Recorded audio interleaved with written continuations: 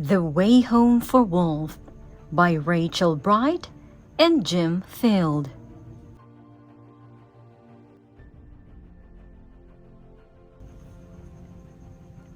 As the rainbow of lights flickered soft in the night, dusting diamonds of ice and a desert of white, the wild, whipping wind, it whistled its tune to a howling of wolves and a shimmering moon. And the loudest "Arroo!" in this echoing song was a wolfling called Wilf at the heart of the throng. He loved to be fierce and longed to be grown. He liked to try everything all on his own. "Look at me! I am big! I am tough!" he would growl, whilst he showed off his strength and practiced his prowl.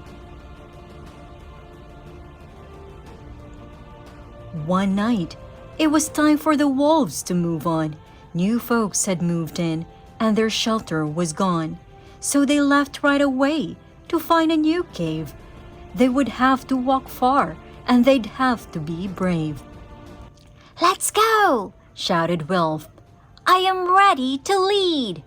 "You are too small," laughed the wolves. "It's an elder we need." One day, they advised, "You will guide from the front." "I suppose," muttered Wilf, with a huff and a grunt.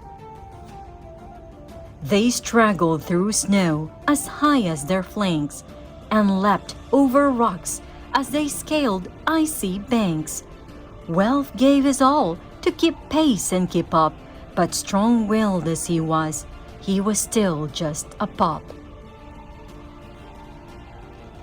He kept dropping back with each clamor and climb, as the pack journeyed further away all the time. Exhausted and breathless, he strayed off the track when a blizzard blew in, and he lost his way back. Wilf longed to howl, "Help!" and to holler it loud, but his throat was too hoarse and his heart was too proud. He lay on the tundra, his tail curled up tight. A blanket of stars was his bed for the night, until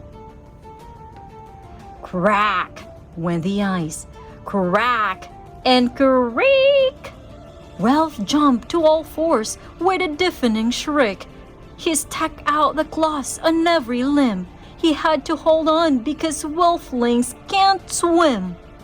Then he fell and he fell, rolling and spinning. It felt like the end, but was just the beginning.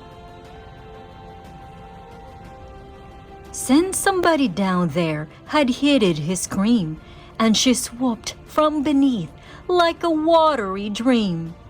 "I'll help you," she called. "Just reach for my horn." A majestic and magical sea unicorn.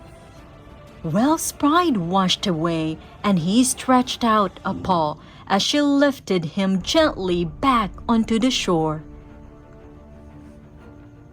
"Don't worry," she sung, before dipping her brow.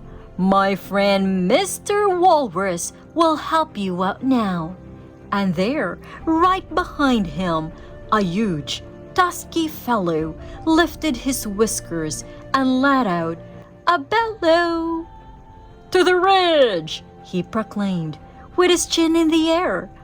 "My friend Mighty Musk Ox will take you from there."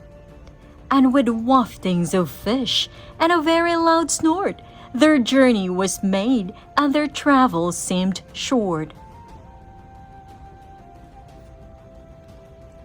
And there, sure enough, on the ridge was the ox who took Wilf as far as his friend Arctic Fox, who followed his nose through the trees to a goose, who guided him honking to this ancient moose.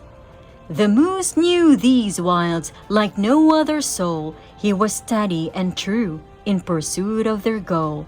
And as twilight closed in, Moose sang out a call to a fluttering, tiny fluff ball. Hmm.